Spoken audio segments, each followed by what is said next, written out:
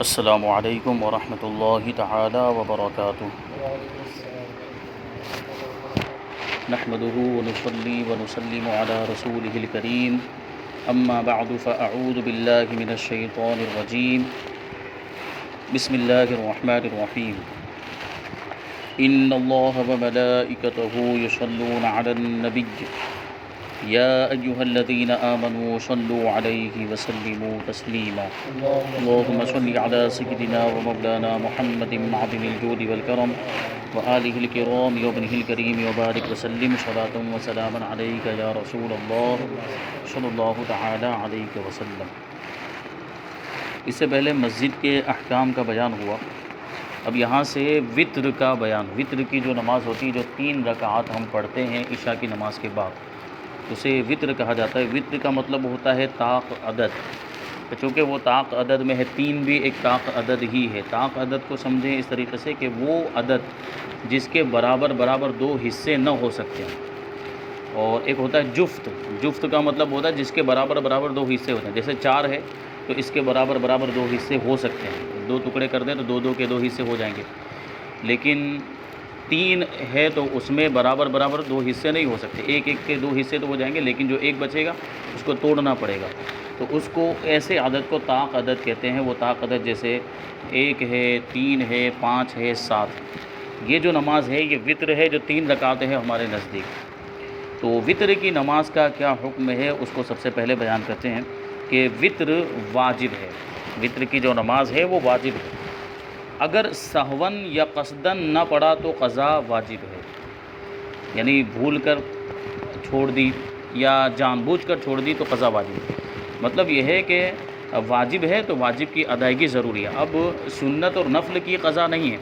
لیکن فرض اور واجب یہ 2 نمازیں ایسی ہیں جو چھوٹ جائیں، اگر وقت میں نہیں پڑھ سکا ہے تو بعد میں اس کی قضا کرنا لازم ہوتا ہے۔ اور صاحب ترتیب کے لیے اگر یہ یاد ہے کہ نماز وطر نہیں پڑھی ہے اور وقت میں گنجائش بھی ہے تو فجر کی نماز فاسد ہے۔ صاحب ترتیب کا حکم پہلے بھی بیان کیا گیا تھا کہ وہ شخص جس کی 5 سے زیادہ نمازیں قضا نہ ہوئی ہوں، فرض نمازیں، وہ صاحب ترتیب کہلاتا ہے، اور اس کے لیے نمازوں کے اندر ترتیب واجب و ضروری ہے۔ یعنی جیسے اگر اس نے ظہر کی نہیں پڑھی تو وہ عصر کی نہیں پڑھ سکتا جب تک کہ وہ پہلے ظہر کی نہ پڑھ لے۔ تو واجب بھی ویسے ہی واجب کے اندر بھی ترتیب ہوگی، یعنی جب تک اس نے واجب کی یہ وطر کی نماز نہیں پڑھی ہے وہاں تک وہ فجر کی نماز نہیں پڑھ سکتا، جبکہ وقت میں گنجائش وغیرہ سارے اسباب تھے، اس کے باوجود نہیں پڑھا۔ تو خواہ شروع سے پہلے یاد ہو یا درمیان میں اسے یاد آ جائے، یعنی فجر کی نماز اس نے شروع کر دی، اس کو پہلے سے یاد تھا کہ وطر نہیں پڑھی ہے، یا درمیان میں یاد آ گیا تو وہ نماز، اس کی جو فجر کی نماز ہے وہ فاسد ہو جائے گی، یعنی اور پھر سے پہلے جو ہے وطر پڑھے پھر وہ فجر کی نماز پڑھے۔ وطر پڑھنے کا طریقہ کیا ہے؟ عام طور پر جو دوسری نمازیں پڑھی جاتی ویسے ہی وطر کو بھی پڑھا جاتا ہے، لیکن تھوڑا سا کچھ اس میں فرق ہے، اس کو بتائیں گے۔ نماز وطر 3 رکعت ہے، جیسے مغرب میں 3 رکعت ہوتی ہے، اسی طریقے سے نماز وطر کے اندر 3 رکعت ہے، اور اس میں قعدہ اولا واجب ہے۔ پہلا قعدہ جو ہوتا ہے وہ واجب، جیسے یہ کہہ لیں کہ مغرب کی نماز میں بھی پہلا قعدہ واجب ہوتا ہے، جس طریقے سے دوسری نمازوں کے اندر فرض نمازیں جو ہیں ان کے اندر بھی پہلا قعدہ واجب ہوتا ہے۔ تو اس میں قعدہ اولا واجب ہے، اور قعدہ اولا میں صرف التحیات پڑھ کے کھڑا ہو جائے، جیسے کہ فرض نماز کے اندر قعدہ اولا میں صرف التحیات پڑھنا ہے، تو اس میں بھی صرف التحیات پڑھنا ہے، اور کھڑے ہو جانا ہے، نہ درود شریف پڑھے نہ سلام پھیرے، جیسے مغرب میں کرتے ہیں اسی طرح کرے۔ اور اگر قعدہ اولا بھول کر کھڑا ہو گیا تو لوٹنے کی اجازت نہیں، بلکہ سجدہ سہو کرے،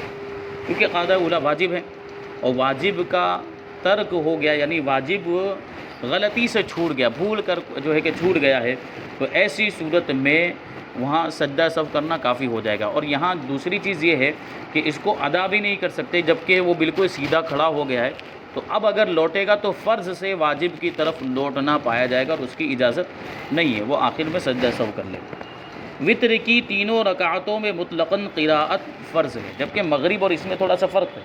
مغرب میں پہلی 2 رکعتوں کے اندر ہی قراءت فرض ہے، بعد والی جو 1 رکعت ہے اس میں قراءت فرض نہیں ہے،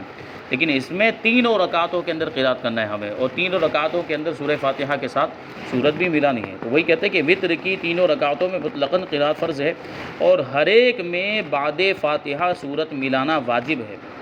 اور بہتر یہ ہے کہ پہلی رکعت میں سبح اسم ربک الاعلی یا انا انزلناہ فی لیلۃ القدر، دوسری میں قل یا ایھا الکافرون، تیسری میں قل ھو اللہ احد۔ یہ صورتیں پڑھیں، یہ بہتر ہے، ورنہ کوئی دوسری صورتیں بھی پڑھ سکتے، کوئی حرج نہیں۔ اور کبھی کبھی اور صورتیں بھی پڑھ لے۔ تیسری رکعت میں قراءت سے فارغ ہو کر رکوع سے پہلے کانوں تک ہاتھ اٹھا کر اللہ اکبر کہے، جیسے تکبیر تحریمہ میں کرتے ہیں۔ جو دعائے قنوت پڑھنے کے لیے ابھی قراءت مکمل ہو گئی، سورہ فاتحہ اور اس کے ساتھ جو صورت ملانا تھا وہ ملا چکے ہیں، تو اب اللہ اکبر کہتے ہوئے کانوں تک ہاتھ لے جائے اور پھر دونوں کا ہاتھوں کو باندھ لے ناف کے نیچے، اور پھر دعائے قنوت پڑھنی ہے۔ تو جس طریقے سے تکبیر تحریمہ میں ہاتھ اٹھاتے، یہاں پر بھی ہاتھ اٹھائے، پھر ہاتھوں کو باندھ لے اور دعائے قنوت پڑھے۔ دعائے قنوت کا پڑھنا واجب ہے، اور اس میں کسی خاص دعا کا پڑھنا ضروری نہیں ہے، کوئی بھی دعا پڑھی جا سکتی ہے، کوئی خاص دعا اس کے لیے نہیں ہے کہ یہی دعا پڑھ، جیسے التحیات کے بارے میں ہے کہ التحیات کے جو الفاظ جو حدیث میں آئے وہی التحیات پڑھنی پڑے گی، التحیات کی جگہ پہ کوئی دوسرا ہم پڑھ نہیں سکتے۔ لیکن دعائے قنوت کا معاملہ یہ ہے کہ اس میں کوئی دوسری دعا بھی پڑھی جا سکتی ہے، جو بھی دعا حدیث وغیرہ میں آئی ہے وہ دعا پڑھی جا سکتی ہے۔ جیسے یہی فرمایا جاتا ہے کہ اگر دعائے قنوت یہ والی جو مشہور ہے وہ اگر کسی کو یاد نہیں تو وہ ربنا آتنا فی الدنیا والی بھی پڑھ سکتا ہے، جیسے ابھی آگے آئے گا۔ تو اس کا کیا مطلب ہوا کہ یہ جو مخصوص جو مشہور جو دعائے قنوت ہے وہ پڑھنا واجب نہیں ہے، کوئی دوسری دعا بھی پڑھ سکتے ہیں۔ تو اس میں کسی خاص دعا کا پڑھنا ضروری نہیں، بہتر وہ دعائیں ہیں جو نبی کریم صلی اللہ علیہ وسلم سے ثابت ہیں، یعنی حدیثوں میں جو دعائیں آئی ہیں وہ دعا پڑھیں، اور ان کے علاوہ کوئی اور دعا اگر پڑھے تب بھی حرج نہیں۔ سب میں زیادہ مشہور جو دعا ہے وہ یہ ہے، اللہم انا نستعینک ونستغفرک ونؤمن بک ونتوکل علیک ونثنی علیک الخیر ونشکرک ولا نکفرک ونخلع ونترک من یفجرک اللہم ایاک نعبد ولک نصلی ونسجد والیک نسعی ونحفظ ونرجو رحمتک ونخشى عذابک ان عذابک بالکفار ملحق۔ یہ زیادہ مشہور ہے، عام طور پر یہی دعا پڑھی بھی جاتی ہے، اور یہ دعا جو ہے حدیث میں بھی آئی ہے۔ تو بہتر تو یہی ہے کہ کسی دعا کو یاد کر لے اور یہی دعا پڑھتے رہے، لیکن اگر کسی کے لیے دشواری ہو رہی ہے اس دعا کو یاد کرنے میں، یا جب تک یہ دعا یاد کر رہا ہے وہاں تک وہ دوسری دعا پڑھ لے جو آسان ہے، جیسے ربنا آتینا، تو یہ اکثر و بیشتر سب کو یاد ہوتی ہے، تو وہ پڑھے جہاں تک اس کو یاد کر رہا ہے، پھر جب یہ یاد ہو جائے تو یہ پڑھنا شروع کر دے۔ دعائے قنوت کے بعد درود شریف پڑھنا بہتر ہے۔ یہاں پر درود شریف پڑھنا سنت نہیں ہے یہاں پر، لیکن درود شریف پڑھنا بہتر فرما رہے ہیں، یعنی جائز اگر پڑھیں گے تو کوئی حرج بھی نہیں۔ دعائے قنوت بلند آواز سے پڑھے یا آہستہ آواز سے؟ تو تقریباً یہ مسئلہ ہم جانتے ہیں کہ دعائے قنوت آہستہ پڑھے، امام ہو یا منفرد ہو یا مقتدی ہو، ادا ہو یا قضا ہو، رمضان میں ہو یا اور دنوں میں ہو، دعائے قنوت ہمیشہ آہستہ ہی پڑھی جائے گی، یعنی امام بھی آہستہ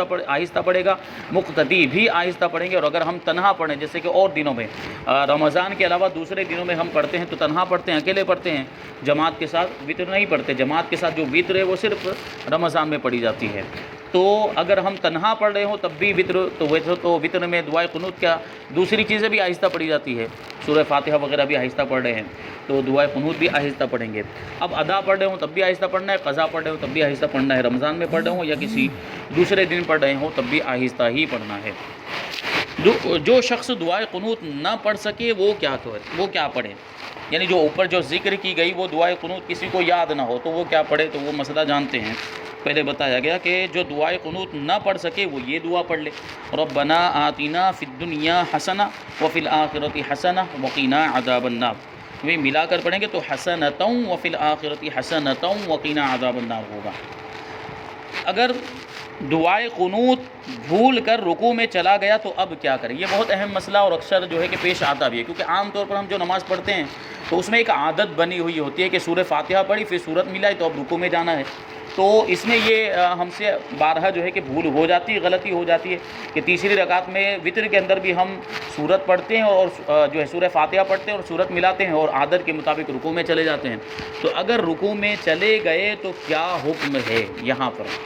تو فرماتے ہیں کہ اگر دعائے قنوت پڑھنا بھول گیا اور رکوع میں چلا گیا تو نہ قیام کی طرف لوٹے نہ رکوع میں پڑھے، یعنی اب واپس قیام کی طرف لوٹنے کی اجازت نہیں، اور وہ رکوع میں بھی نہیں پڑھ سکتا کیونکہ وہ اس کا محل ہی نہیں، وہ اس کی جگہ ہی نہیں، رکوع میں پڑھنے کی اجازت نہیں ہے، وہ تو قیام کی حالت ہی میں پڑھی جا سکتی ہے، رکوع میں نہیں پڑھی جا سکتی ہے۔ اور اگر قیام کی طرف لوٹ آیا، لوٹنا جائز نہیں تھا لیکن اگر لوٹ آیا اور دعائے قنوت پڑھ لی اور رکوع نہ کیا تو نماز فاسد نہیں ہوگی مگر گنہگار ہوگا۔ ایک رکعت کے اندر ایک ہی رکوع ہونا چاہیے۔ اب اگر یہاں پر وہ لوٹتا ہے اور دوبارہ رکوع نہیں کرتا ہے تو اگرچہ ترتیب الٹ گئی لیکن ایک رکوع پایا گیا ہے تو اس سے نماز فاسد نہیں ہوگی، نماز ہو جائے گی، لیکن گنہگار ہوا یہ ترتیب الٹ جانے کی وجہ سے۔ اور اگر اس نے دعائے قنوت کے لیے وہ لوٹا قیام کی طرف، پھر دوسری بار بھی رکوع کر لیا، دعائے قنوت پڑھنے کے بعد بھی پھر سے رکوع کر لیا، تو اب ایک رکعت میں 2 رکوع ہو گئے۔ وہ ایک رکعت میں 2 رکوع ہو جائے تو جان بوجھ کر اگر ایسا ہو رہا ہے تو نماز فاسد ہو جائے گی۔ تو اسی وجہ سے فرماتے ہیں کہ قیام کی طرف لوٹنے کی اجازت نہیں ہے کہ یہ فرض سے واجب کی طرف لوٹنا ہوگا۔ اس سے پہلے ایک مسئلہ بتایا گیا تھا کہ اگر سورت پڑھنا بھول گیا ہے تو اور رکوع میں چلا گیا ہے تو وہ لوٹے، اس کے لیے کیا حکم ہے؟ وہ لوٹے گا اور سورت ملائے گا اور واپس جائے گا۔ تو ذہن میں سوال یہ آتا ہے کہ سورت ملانا بھی تو واجب ہے اور دعائے قنوت پڑھنا بھی تو واجب ہے، تو اس کا جواب یہی دیا گیا تھا کہ وہ پورا مل کر سورہ فاتحہ اور سورت یہ سب مل کر یہ فرض قراءت ہے، یہ فرض بنتا ہے پورا مل کر، چاہے جتنی بھی قراءت کی جائے، اگرچہ اس میں کچھ حصہ فرض ہے، کچھ حصہ جو ہے کہ واجب ہے، کچھ حصہ سنت بھی ہوگا، کچھ حصہ جو ہے کہ مستحب بھی ہوگا، لیکن سب پورا مجموعہ جو ہے وہ مل کر فرض بنتا ہے۔ تو یہ واجب کی طرف لوٹنا نہیں ہوا، یہ فرض ہی کی طرف لوٹنا ہوا۔ جو سورت کی بھول کر اگر جو ہے کہ رکوع میں چلے جاتے ہیں تو وہاں جو لوٹنے کا حکم ہے تو وہ اس وجہ سے ہے۔ اور یہاں جو ہے دعائے قنوت واجب ہے اور یہ قراءت کا حصہ نہیں ہے کہ یہ قراءت کے ساتھ مل کر فرض قراءت بن جائے، یہ ایسا نہیں ہے، یہ مستقل الگ واجب ہے۔ تو اب اگر لوٹتے ہیں تو یہ فرض سے واجب کی طرف لوٹنا پایا جائے گا، اس لیے لوٹنے کی اجازت نہیں ہے۔ اگر بھول جاتے ہیں تو رکوع میں وہ اپنا جو ہے کہ رکوع کو مکمل کرے اور وہ رکعت بھی اور نماز بھی مکمل کرے، اس کے بعد آخر میں سجدہ سہو کر لے، نماز ہو جائے گی۔ مقتدی نے قنوت ابھی ختم نہ کی تھی، امام رکوع میں چلا گیا تو وہ پھر کیا کریں؟ تو قنوت وتر میں مقتدی امام کی متابعت کرے۔ اگر مقتدی قنوت سے فارغ نہ ہوا تھا کہ امام رکوع میں چلا گیا تو مقتدی بھی امام کا ساتھ دے، یعنی وہ بھی رکوع میں چلا جائے۔ جیسے اتحیات کے بارے میں حکم ہے کہ اتحیات پڑھ رہے تھے، ابھی اتحیات مکمل نہیں ہوئی تھی، قاعدہ اولیٰ میں عام طور پر ایسا ہوتا ہے، اور امام کھڑا ہو گیا تو وہاں کیا حکم ہے کہ مکمل کرے، مکمل کرنے کے بعد کھڑا ہو، لیکن یہاں حکم ہے کہ وہ متابعت کرے اور وہ رکوع میں چلا جائے۔ اور اگر امام نے قنوت پڑھ کے رکوع کر دیا اور مقتدی نے ابھی کچھ بھی نہیں پڑھا تھا، یعنی ایک تو ہے کہ شروع کر دیا، درمیان میں پہنچ گیا تھا اور ابھی مقتدی نے بالکل بھی شروع نہیں کیا، تو مقتدی کو اگر رکوع فوت ہونے کا اندیشہ ہو جب تو رکوع کر دے، یعنی ایسا ہے کہ اب اگر وہ قنوت پڑھنے جائے گا تو رکوع بھی چھوٹ جائے گا، تو ایسی صورت میں وہ رکوع کر دے، اور ورنہ قنوت پڑھ کے رکوع میں جائے، یعنی ایسا ہے کہ جلدی پڑھ کے رکوع میں شامل ہو جائے گا، یا امام صاحب کا ان کی عادت یہ ہے کہ وہ رکوع تھوڑا لمبا کرتے ہیں، اتنا لمبا کرتے ہیں کہ اس میں پڑھی جا سکے دعائے قنوت، یعنی وہ کھڑے رہ کر پڑھ سکے، تو وہ پڑھ کر پھر وہ رکوع میں شامل ہو جائے۔ یا یہ بھی ممکن ہے کہ وہ اس نے جو ہے کہ تھوڑی پڑھ لی تھی، اب تھوڑی سی باقی رہ گئی ہے تو وہ پڑھ کے شامل ہو جائے۔ اور اس خاص دعا کی حاجت نہیں جو دعائے قنوت کے نام سے مشہور ہے، بلکہ مطلقاً کوئی دعا جسے قنوت کہہ سکیں وہ پڑھ لے، یعنی اب وہ بڑی دعائے قنوت پڑھنے جائے گا تو پھر تو مشکل ہے کہ رکوع مل پائے، کیونکہ وہ لمبی دعا ہے، اس میں ٹائم لگتا ہے، اور رکوع تو اتنا لمبے زیادہ سے زیادہ اتنا لمبا کہ 7 مرتبہ تسبیح پڑھیں گے، اس سے زیادہ عام طور پر لمبا نہیں کرتے ہیں رکوع، تو اگر وہ دعا جو مشہور ہے اگر وہ پڑھنے جائیں گے تو پھر تو رکوع نہیں مل پائے گا، تو چھوٹی والی دعا پڑھ لے ربنا آتینا، تو یہ ہو سکتی ہے اور اس کے بعد رکوع میں شامل بھی ہو سکتا ہے۔ اگر بھول کر پہلی یا دوسری رکعت میں دعائے قنوت پڑھ لی تو کیا پھر سے تیسری رکعت میں دعائے قنوت پڑھنی پڑے گی؟ کیونکہ دعائے قنوت کا جو محل ہے وہ تیسری رکعت ہے، تیسری رکعت میں قراءت سے فارغ ہونے کے بعد دعائے قنوت پڑھنی ہے۔ اگر کسی نے پہلی ہی رکعت میں پڑھ لی یا دوسری رکعت میں پڑھ لی تو اس کا کیا حکم ہے؟ فرماتے ہیں بھول کر پہلی یا دوسری رکعت میں دعائے قنوت پڑھ لی تو تیسری میں پھر سے پڑھے، یہی راجح قول ہے۔ اس کا مطلب ہے کہ اس میں اختلاف ہے ائمہ کرام کا، کہ بعض لوگ کہتے ہیں کہ کافی ہو جائے گی، لیکن بعض لوگ کہتے ہیں کہ کافی نہیں ہوگی، جو پہلی رکعت میں پڑھی ہے دعائے قنوت یا دوسری میں پڑھی ہے وہ کافی نہیں ہوگی، بلکہ تیسری میں پڑھنا پڑے گا، کیونکہ اس کا محل وہی ہے، وہاں پر ہی اس کو ہونا چاہیے، تو اس وجہ سے تیسری میں پھر سے پڑھے گا اگرچہ وہ پہلے پڑھ چکا ہے۔ مسبوق اگر تیسری رکعت کے رکوع میں ملا جب کھڑے ہو کر اپنی 2 رکعتیں پڑھے گا تو کیا اس میں قنوت پڑھے گا؟ یعنی اس کو دعائے قنوت نہیں ملی، تیسری رکعت میں جب وہ پہنچا، یعنی یہ کس صورت میں مسئلہ ہوگا؟ جب جماعت کے ساتھ وتر پڑھی جا رہی ہے، اگر اکیلے پڑھ رہے ہیں تو یہ بات آئے گی ہی نہیں، یہ مسئلہ ہی نہیں آئے گا، یہ اس وقت مسئلہ آئے گا جب جماعت کے ساتھ نماز ہو رہی ہے اور تیسری رکعت کے لیے وہ پہنچا، یعنی جب وہ پہنچا تو تیسری رکعت